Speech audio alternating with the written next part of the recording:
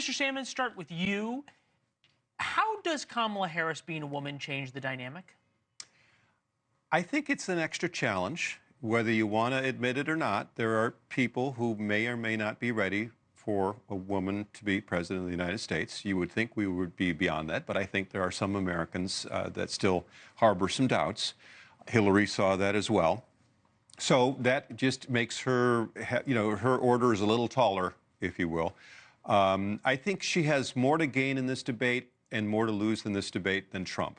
To the extent that she hasn't been defined, and she's been defined somewhat, but there's still some ways to go. People could come away with a very good or very bad impression of her. By contrast, Trump is so defined that I find it hard to believe that the needle moves one way or the other very much based on what happens tomorrow night. After everything we've seen out of Trump over the last 9 years, we've all become numb to the controversial things that he says. The guy's been impeached. He's been convicted. He's been January 6th. It's hard to imagine that. This is Stirewalt's line, right? That he has a low ceiling, high floor. It's a narrow bandwidth. Chris, interestingly enough, 30% of Americans now in the New York Times poll say they want to know more about Kamala Harris. This caught our eye out of that same New York Times poll. Trump, too conservative, 32%, not conservative enough, 11%, not too far either way, 50%. Harris, too liberal, 44%, not liberal enough, 9%, not too far either way, 42%. Does that say that Trump has the center more defined or more of his lane? Well, I think what that means is that reason is the servant of the passions. It means that voters make up their minds who they like, who they prefer, and then they backfill in the rationalization after that. They say, oh, I think he's about right. The debate doesn't change that. Well, here's what this debate is. There's about 6% of the electorate that is undecided, and then at the periphery, there's another 10 points, let's say, of potentially persuadable voters who might really switch. But there's a very small number of people who are genuinely undecided between these two starkly different in biography, in policy, in nature, these two very different people. There's not that many people who genuinely are undecided between the two of them. So when you think about this debate, you can watch it with the sound off to a certain degree. How do they look? How do they feel? What's the vibe? We have a whole segment on that. I know. Coming up next. That's how you get down. I know. So Kamala Harris basically has 3 tests that she has to pass. She's got to seem presidential. She has to seem plausible. She did that at the debate. Or at the convention, she did that. She has, number 2, tell a story about this massive migration on policy that she's undertaken. It's not about having specific answers on things.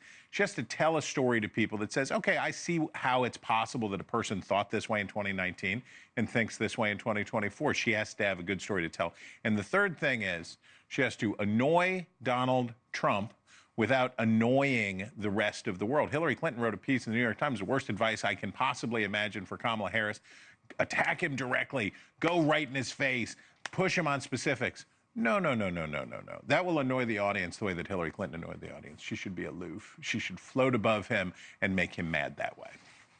Bill, how does what we just heard play into, if you agree with it, the role of the moderators in this and how much they want to be the story on Wednesday morning? Well, you never want to be the story if you're a good journalist. If.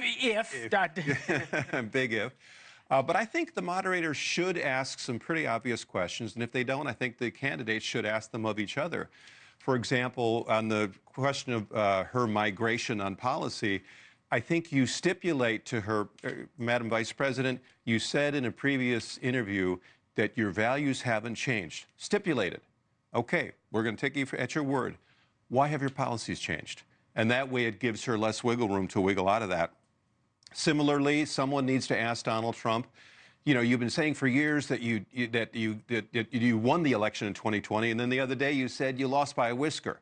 Which is it? So there's some central questions that have to be asked, and you have to be ready if you're a candidate to not just be reactive and field all of these questions, but have a few things in your back pocket that you would like to put on the table in the form of questions to the candidate, or, join me in making a pledge tonight that we will seal the border, or whatever it is, or a zinger.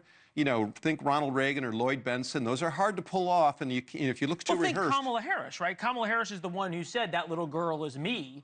About the busing. Yeah. Is that enough, Chris?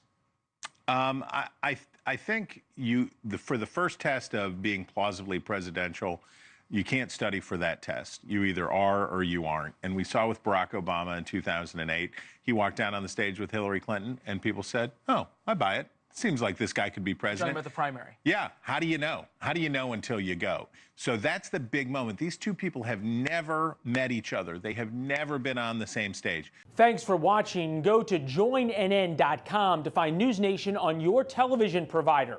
And don't forget to click the red subscribe button below to get more of NewsNation's fact-driven, unbiased coverage.